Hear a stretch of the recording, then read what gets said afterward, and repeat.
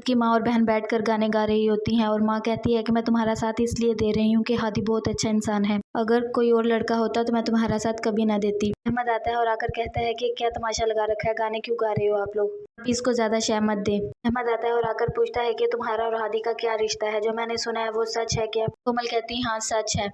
अहमद उसे मारने के लिए जाता है, उसका गला दबाता है और कहता है मैं तुम्हें जान से मार दूंगा और देखना मैं हादी का क्या हाल करूंगा, तुम सारी उम्र याद रखोगी।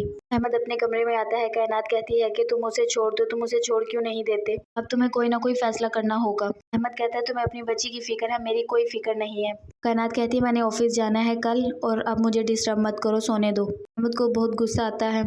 हादी की माँ आती है और आकर कहती है कि मेरे बच्चों को तो कोई परवाह ही नहीं, ना दीन की ना दुनिया की, ना शादी करते हैं। हादी की बहन कहती है कि मेरा भाई बहुत अच्छा है और उसे दीन की सारी समझ है। हादी की माँ कहती है बस मैंने सोच लिया, अब मैं लड़कियां देखना शुरू करूंगी, अब मैं अपने बेटे की शादी कर कर रहूंगी। अहमद आता है और आकर उसका दरवाज़ा बार बार नॉक करता है और तोड़ने लगता है दरवाज़ा। कोमल नहीं खोलती। कायनात कहती है ये कोई तरीका नहीं है। अहमद कहता है कि तुम कोमल को शय मत दो, अगर तुम भाग कर आई हो इसका ये मतलब नहीं है कि मैं अपने घर में भी यही सारा माहौल बना लूंगा और बर्दाश्त कर लूंगा।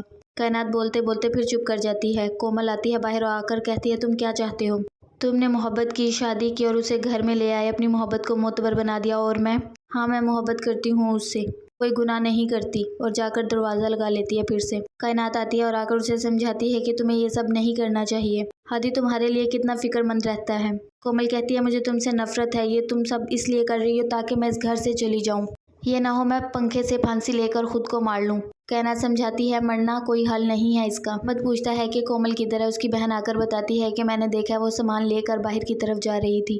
अहमद कहता है कि मैंने आपको कहा था ना उस पर नजर रखिएगा, नहीं रखी आप लोगों ने।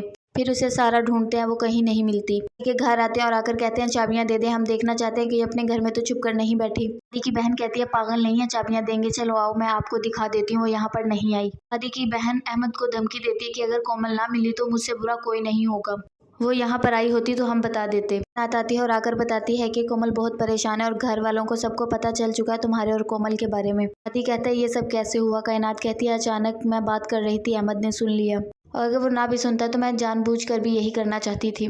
तभी घर से कॉल आती है। कायनात बताती है कि कोमल घर छोड़कर चली गई है। हादी जल्दी से उठता है, ढूंढने के लिए जाने लगता है। तभी ताशा आती है और कहती है उसे कहाँ ढूंढोगे तुम, मुझे उसका नंबर सेंड करो, मैं ट्रेस करवाती हूँ नंबर। हादी उसका शुक्रिया अदा करता है। आकर सारी सिचुएशन बताती है कि हादी तुम्हारे लिए बहुत परेशान है, तुम्हारा सुनते ही वो ऑफिस से चला गया, तुम बताओ तुमने क्या फैसला किया है। कोमल कहती है कि मैं हादी के साथ रहना चाहूंगी। कायनात खुश हो जाती है।